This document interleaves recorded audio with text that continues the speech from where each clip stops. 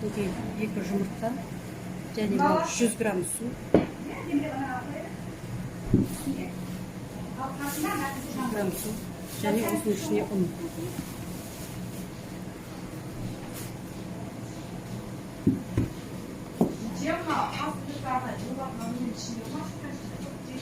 Неге столовый ложкамен 1 ложка толтырылмаған тұз.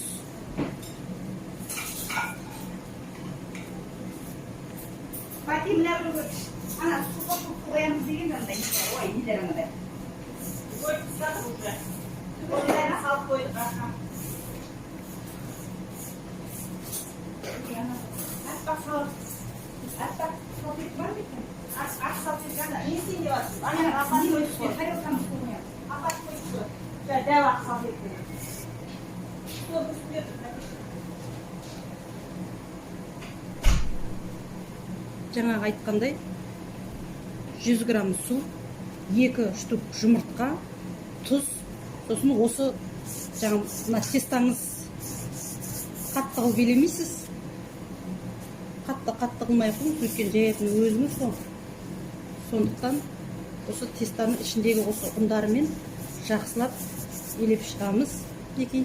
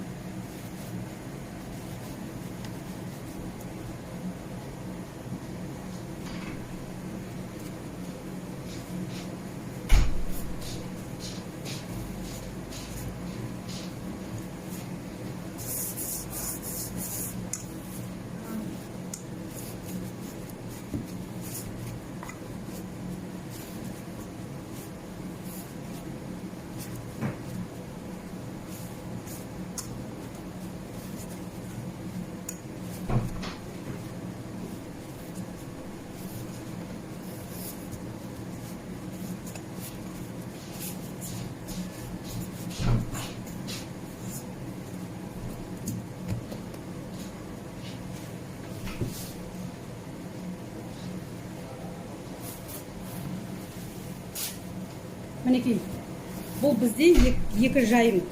Үлкен болғанда енді совсем үлкен емес. Мынандай үлкен екі жайым бір табақтың етіне наны мынау. Осылай салафанға салып қойып қоясыз. Қазір бір арасы бір жарты сағат өткеннен кейін тағы бір июн қайтарып жібересіз. Одан кейін тағы бір июн қайтарып жіберсеңіз, 2 рет июн қайтарып жіберсеңіз, мынау тестаңыз өте әдемі болып тұрады. Аламыз, жайған кезде қазір көресіздер. Мынау жаңа істерімізде дайындаған 2 нанымыз, 2 нанды күн жайып, мен қазір осыны біреуін жайып көрсетемін. Сосын астына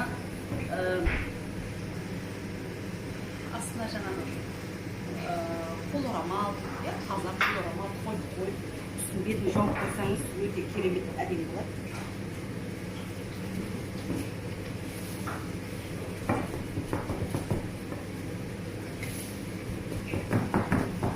Мен тестаны өте қатты илемеймін, өйткені жаятын өзім тестаны қатты илемеймін, балына келтіріп қоямын осылай, жақсы әдемі жаятын тез. Недоразумение болып қалды, сіз аңғамы қарап қалды, әлем сұрандырып жаңағы.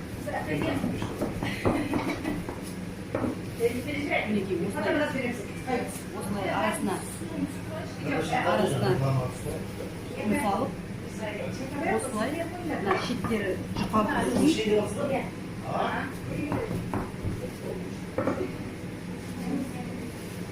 Шеттері жұқа болу үшін осылай және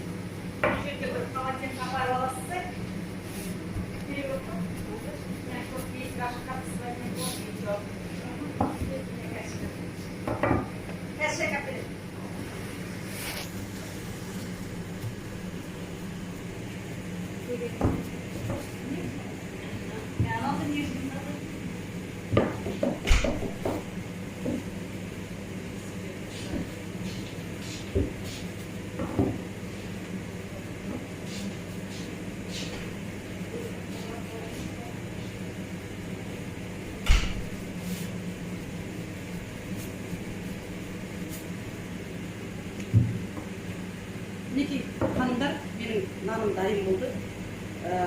Жұқа, бірақ енді қатты жұқа емес.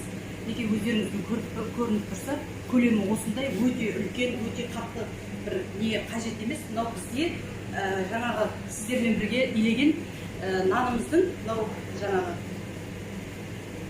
бір табаққа, бір үлкендеу астауға осындай 2 жайын келеді.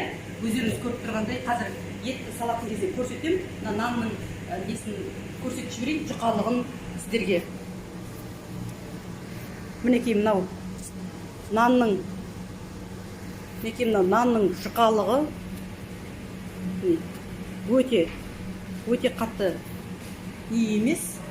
Мінекей оп-оңай тез жайылып шықты. Енді осыны бір жаңағы қол майлықтардың үстіне салып қоямыз да, және үстін тағы да сондай майлықпен, матамен бетін жауып қоямыз.